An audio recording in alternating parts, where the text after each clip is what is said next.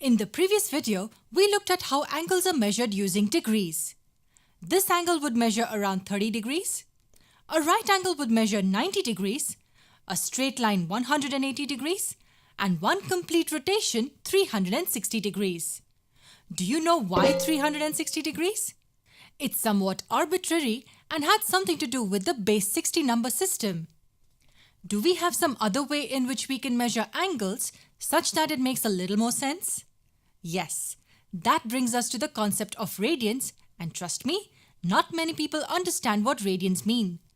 Most people know how to convert from degrees to radians and vice versa, but it ends there.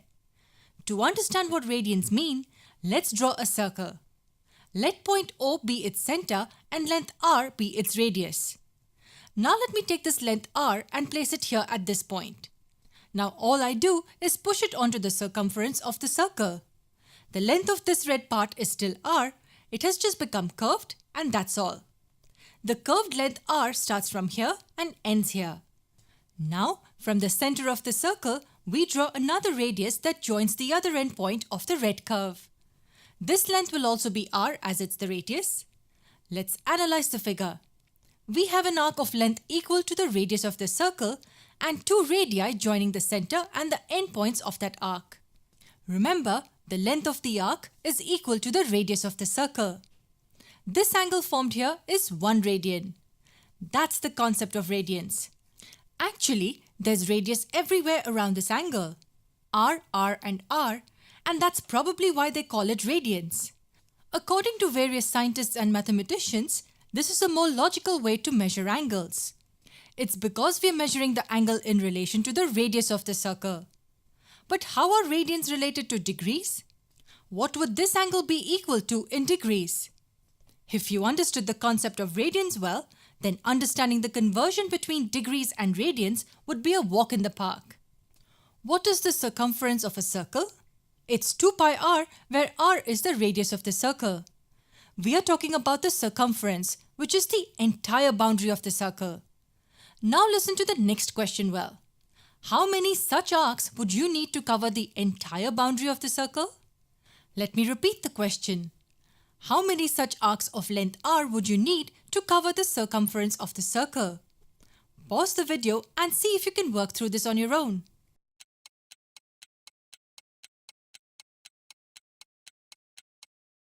The length of the arc is r and the circumference is 2 pi r. Yes, 2 pi r. It means we would need 2 pi such arcs to cover the circumference. 2 pi arcs? What does that mean?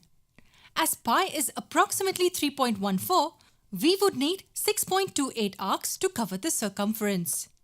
How would it look?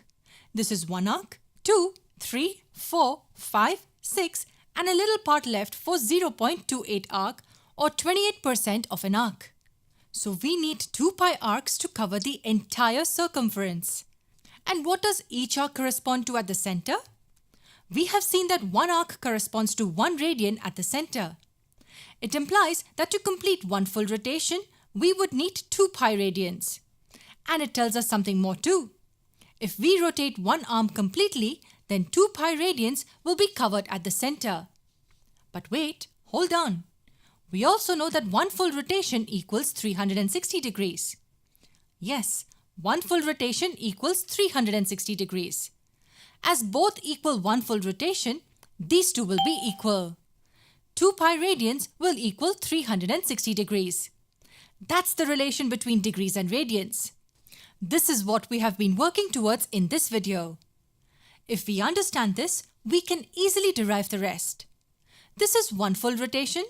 Then how many radians will 180 degrees be equal to? If we divide this equation by 2, we get pi radians equal to 180 degrees. And 180 degrees is half circle or a straight line. And what about a right angle? If we divide this equation by 2, we get pi over 2 radians equal to 90 degrees. So a right angle is equivalent to pi by 2 radians. These three relations are most important when it comes to conversion between degrees and radians. And we don't really need to remember all three. Knowing just one is enough and we can derive the rest. And now we come to the last and the most important point of this video. What does 1 radian equal to in degrees? If we divide the first equation by 2 pi, we get 1 radian as 360 over 2 pi degrees. Substituting the value of pi as 3.14, we get the approximate value of 1 radian as 57.2958 degrees. That's the degree measure of 1 radian. If we have an angle like this, which measures 1 radian, it will equal 57.2958 degrees.